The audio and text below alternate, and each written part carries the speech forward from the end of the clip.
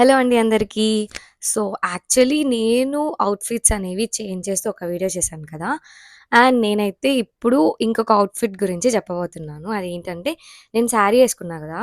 ఆ బ్లౌజ్ అయితే నేను మీషోలో తీసుకున్నాను. యాక్చువల్లీ నాకు బయట స్టిచ్ చేయించుకునేంత టైం లేకుండే. సో, అందుకని చెప్పి నేను మీషోలో తీసుకున్నాను. అండ్ నాకైతే మోస్ట్‌లీ ఒక 6 డేస్, 5 డేస్‌లో ఏమో వచ్చేసింది. అండ్ తర్వాత అది చాలా బాగా వచ్చింది వర్క్ అనేది. అండ్ మొత్తం ఎంబ్రాయిడరీ వర్క్ లాగే వచ్చేసింది. నాకు అంటే ఎంబ్రాయిడరీ అంటే కొంచెం మిషన్ వర్క్ లాగా అనిపిచ్చింది.